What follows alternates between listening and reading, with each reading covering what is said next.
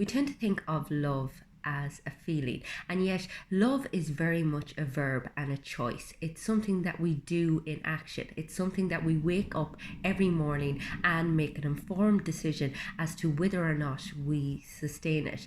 And the thing is, we are all wired for connection, and yet oftentimes the things that happen to us in our formative years can harden us a little bit and nearly rewire us for protection.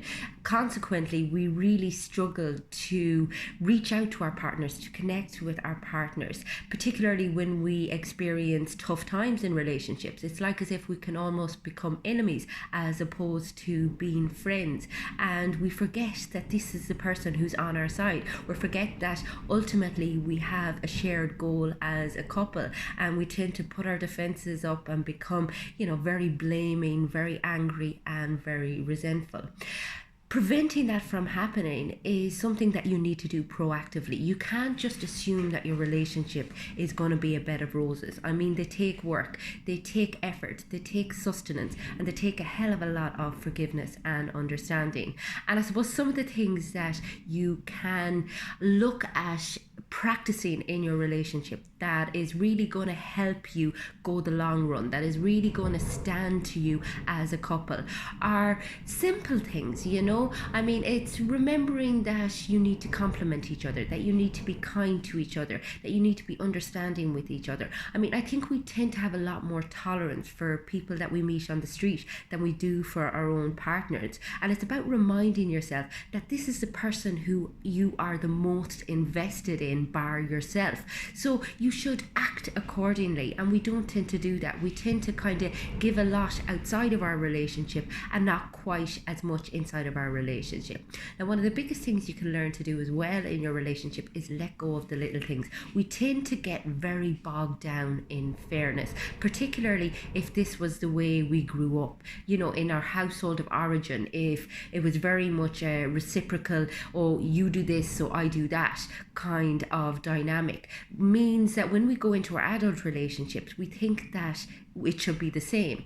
And this isn't a very healthy mindset to have in a relationship. Obviously, you don't want to be a doormat. I mean, you like to be there to be a fairness about things, but you shouldn't do things because the other person has done them, or you shouldn't wait for another person to do something before you do it. Likewise, when it comes to apologies, you shouldn't always hold off for the other person to make the first move. I mean, literally, that just means that you're holding on to the resentment far longer than is necessary. So it's about always being ready to make the first move in your relationship, whether it be in the resolution of conflict, whether it be in paying somebody a compliment, or whether it be just in doing something nice for the other person. Because, as I said, we have a tendency to, as the relationship develops, we hold back a little bit. We're kind of all about the fairness. What are they doing for me? Are they doing nice things for me? Are they saying nice things to me?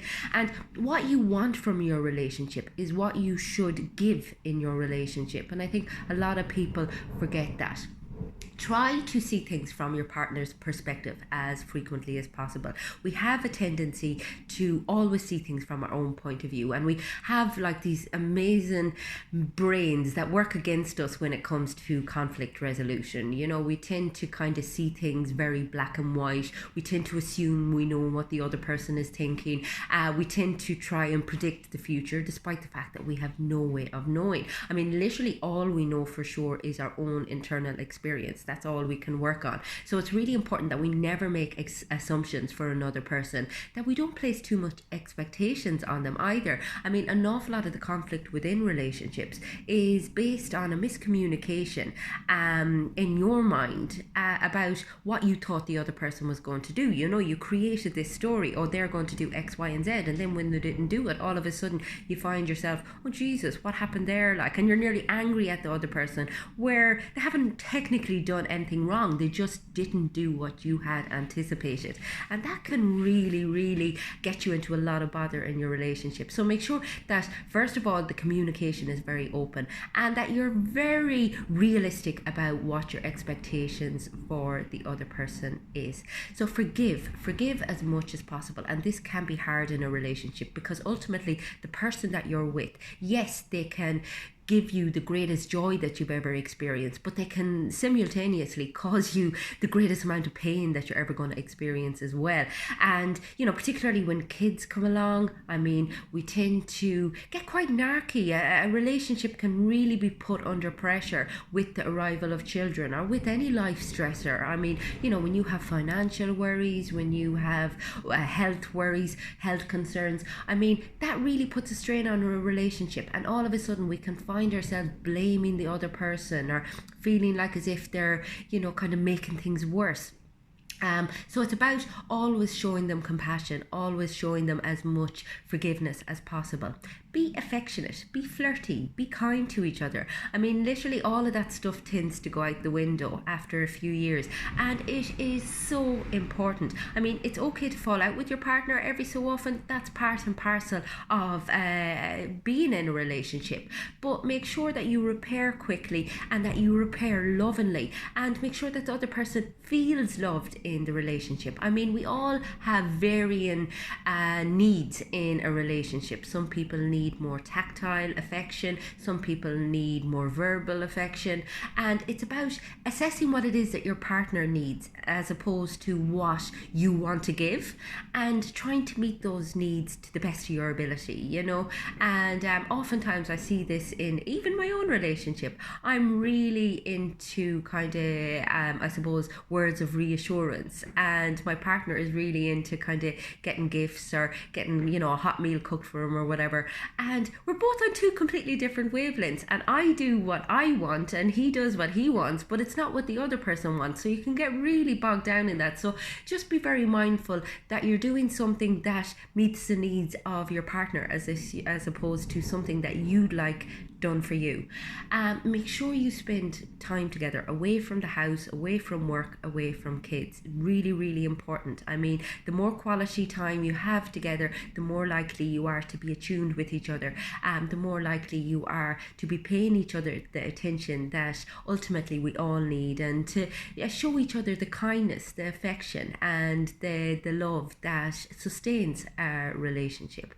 Most of all, I suppose, learn how to reflect on yourself. Work on yourself as much as you can, because you can only show up for another person as much as you show up for yourself. And the more you deal with your bullshit, the more you evolve as a person, the more you'll be able to contribute to your relationship. The more self-aware you are and self-accepting, the more you'll be able to accept another person and to recognize them as the individual that they are, and also recognize the ways in which you struggle in the relationship. Get to know your triggers, get to know what it is that you need, get to know what your core beliefs are, and try to find a way in the relationship to express these and also have them reflected. Ultimately, the discovery of the self is up to yourself, but it enhances your ability to connect across the board. So it's something that is really worth investing in. Show each other as much love as possible. It's so important. Our relationships can literally be a life sentence, or they can be a life's joy. It's up to you and it's up to your partner, depending on the level of work, the level of commitment, and the level of flexibility you are willing to have. So, make the decision, make the choice, and start doing these things today.